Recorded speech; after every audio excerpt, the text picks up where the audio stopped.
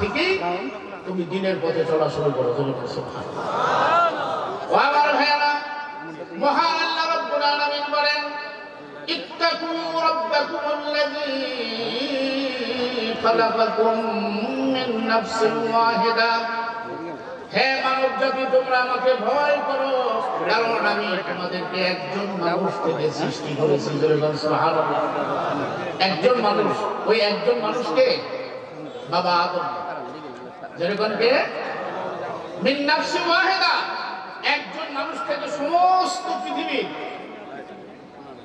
850 কোটি মানুষ বর্তমানে কম বেশি পৃথিবীতে আছে।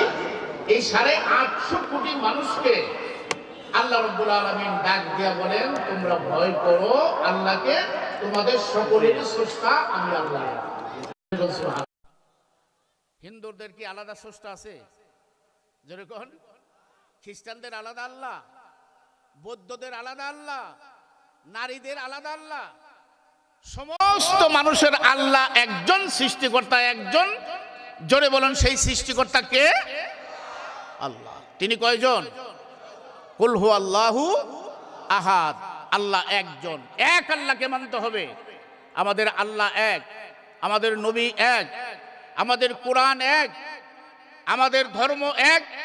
এজন্য আমরা আসুন সম্মিলিতভাবে আজকে এই মাহফিলের মধ্যে ঘোষণা দেব, আল্লাহ আমি যে কয়দিন দুনিয়ায় বেঁচে থাকি, আমার এই দেহের মধ্যে যতদিন রুহুটা সঞ্চারিত থাকবে, জারি থাকবে, নিঃশ্বাস প্রশ্বাস চালু থাকবে, আমি যেন তোমার দিনের পথে চলতে পারি। যেরকম আমিন।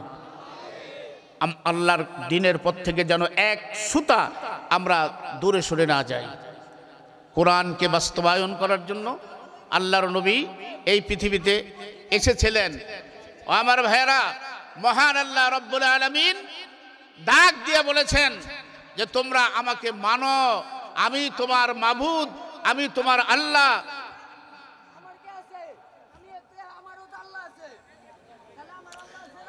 সম্মানিত হাজিরিন, এদিকে তাকান। আল্লাহ পাক এরকম দুই একজন মানুষ দিয়ে আপনাকে আমাকে হাসা শেখায় না, চোখের পানি বের করা লাগবো। আল্লাহ আমাকে এরকম করতে পারতো, বলেন ঠিক কিনা?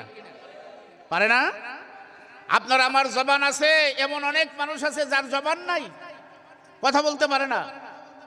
জিহ্বা আছে, ঠোঁট আছে, কিন্তু ভাষা নাই। আল্লাহ রাব্বুল আলামিন কি করতে না পারেন? আল্লাহ বলেন, মরা একটা মুরগির ডিম, তার ভেতর থেকে আমি জিন্দা মুরগি বের করি। যেরকম সুবহানাল্লাহ।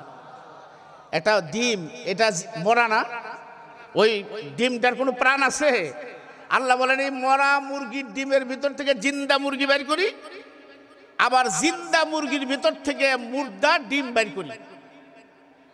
মানুষের ভিতর থেকে আমি মুর্দা বীর্য বের করি, আর মুর্দা বীর্য থেকে আমি জিন্দা ইনসান পয়দা করি। যেরকম সুবহানাল্লাহ। যেরকম কে করে? এ ক্ষমতা কার? করোনা ভাইরাস চোখে দেখা যায় না, এই নাম শুনেছি, সারা পৃথিবী আতঙ্কিত। পৃথিবীর সবচেয়ে শক্তিধর রাষ্ট্রগুলো সবচেয়ে বেশি ভয়ঙ্কর পরিস্থিতির মধ্যে পড়েছিল, বলেন ঠিক কিনা? আমেরিকা, ইউরোপ, ওই দেশগুলিতে বেশি করোনায় ক্ষতিগ্রস্ত হয়েছে। আমাদের বাংলাদেশ মসজিদের দেশ, আজানের দেশ, কোরআনের দেশ। শেষ রাতে ছাত্ররা কোরআন তেলাওয়াত করে হেফজখানায়।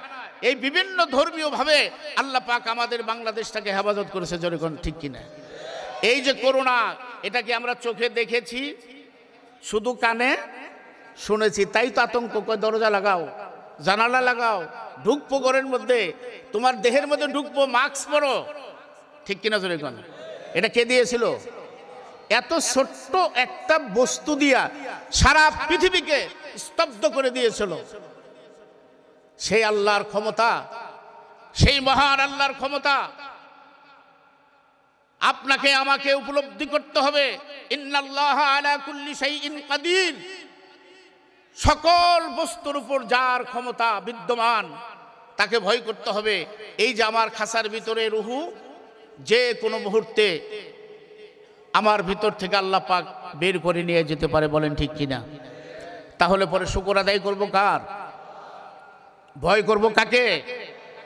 আল্লাহর জমিনে আল্লাহর দ্বীনকে জিন্দা করার জন্য 117টা যুদ্ধ করেছেন আল্লাহর নবী মুহাম্মদুর রাসূলুল্লাহ সাল্লাল্লাহু আলাইহি সাল্লাম। কি ছিল আল্লাহর নবীর অভাব?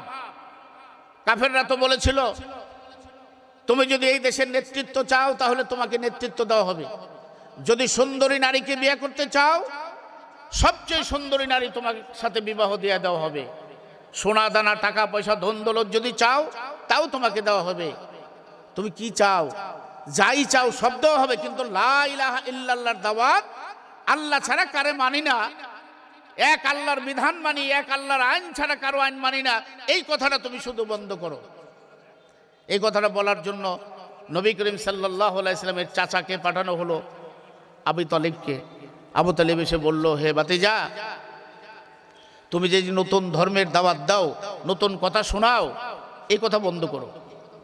আমরা এতদিন যাবৎ যেভাবে চলে আসছি এভাবে আমাদেরকে চলতে দাও। যদি সোনাদানা চাও দেওয়া হবে, সুন্দরী নারী চাও দেওয়া হবে, যদি তুমি দেশের নেতৃত্ব চাও তাও দেওয়া হবে, কিন্তু লা ইলাহা ইল্লাল্লাহ এই কথাটা তুমি বললো না।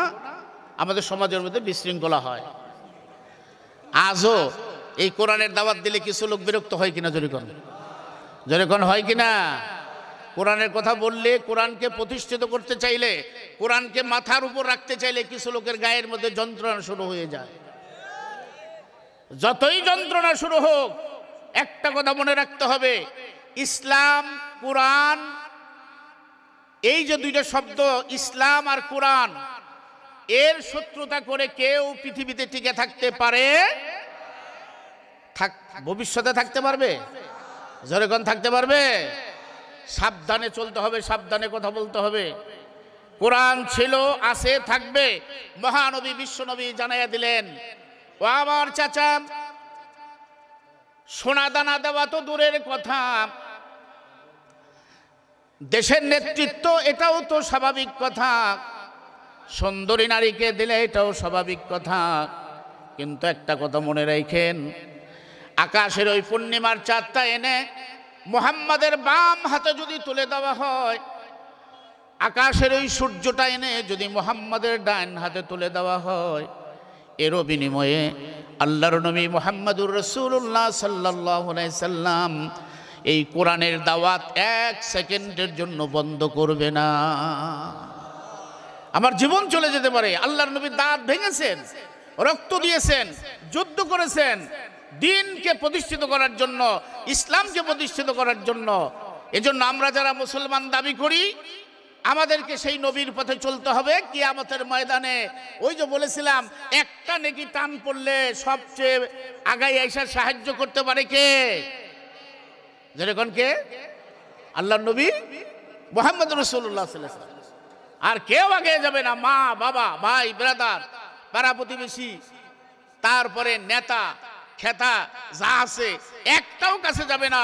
একমাত্র আমার নবীজি মুহাম্মদ রাসূলুল্লাহ সাল্লাল্লাহু আলাইহি সাল্লাম শুধু সাহায্য করতে পারবে। বলেন ঠিক কিনা? আমার ভাইরা, এই জন্য আল্লাহর পথ, কোরআনের পথ, রসুলের আদর্শ আমাদের ব্যক্তিগত জীবন, সামাজিক জীবন, রাষ্ট্রীয় জীবন, আন্তর্জাতিক বিশ্বে আমরা যদি এটাকে পৌঁছে দিতে পারি, সারা বিশ্বে শান্তি প্রতিষ্ঠিত হবে। বলেন ঠিক কিনা? আমার ভাইরা, মহান আল্লাহ রব্বুল আলামিন গ্যারান্টি দিয়েছেন। শান্তির গ্যারান্টি হলো একমাত্র ইসলামে। ইসলামের নাম কি? ইসলাম অর্থ কি? জোরে কর। শান্তি। ওই এক গ্রামে একটা মেয়ের নাম ছিল শান্তি। মেয়ের নাম কি? শান্তি। ওই গ্রামে আর একটা ছেলে ছিল, তার নাম ছিল নুরুল ইসলাম। জি, নাম কি? নুরুল ইসলাম। মেয়েটার নাম শান্তি আর ছেলেটার নাম কি? কথাটা না বুঝলে কিন্তু আমি এখন এই দুইজনের মধ্যে হলো একদম গভীর সম্পর্ক, কেউ কারো ছাড়া থাকতে পারে না। শান্তি ইসলাম ওই নুরুল ইসলামরা ছাড়া থাকতে পারে না, আর নুরুল ইসলামও শান্তির ছাড়া থাকতে পারে না। এত গভীর সম্পর্ক। একদিন সকালবেলা ঘুমে ঘুমে উঠছে, শান্তির মায়ে দেখে ঘরে শান্তি নাই। ঘরে শান্তি নাই, টয়লেটে নাই, যে কোনো ঘরে তালায় নাই, খালার বাড়ি নাই, মামার বাড়ি নাই, ভাইয়ের বাড়ি নাই। খুঁজতে খুঁজতে শান্তির মা গেছে শান্তির বান্ধবীর কাছে। বান্ধবীর ধরে বলতেছে আমাকে শান্তিরে যে পাই না, শান্তি কোথায় গেল, কি অবস্থায় আছি আমরা, বড় পেরেশানিতে আছি। কই খালাম মা দেখেন তো নুরুল ইসলাম বাড়িতে আসেনি, যাই দেয় নুরুল ইসলামও নাই বাড়িতে। বলেন তখন শান্তি কার কাছে আছে? কার কাছে ধরে কন? এখন ওই বান্ধবী বলতেছে শান্তিটি যদি পেতে চান ইসলামের বাড়ি যান। কার বাড়ি? ইসলাম ছাড়া শান্তির কোনো পথ, ইসলামের কাছেই শান্তি। ইসলাম যেখানে শান্তি সেখানে যে কোনো ধর্মের লোকই হোক সেখানে শান্তি পাবে। ভাইয়ের আমার, আমি আপনাদেরকে বলবো, আমি কি কথা বলবো, আমি তো আপনাদের দেশের লোক, দেশের বাড়ির লোক। আমি আপনাদের সাথে কথা বলার জন্য এখানে আসলে বসি নাই, মুরব্বীদের আদেশকে আমি পালন করতেছি। সম্মানিত ভাইয়েরা, কয়েক মিনিটের মধ্যে আমাদের প্রধান বক্তা উনি আসবেন।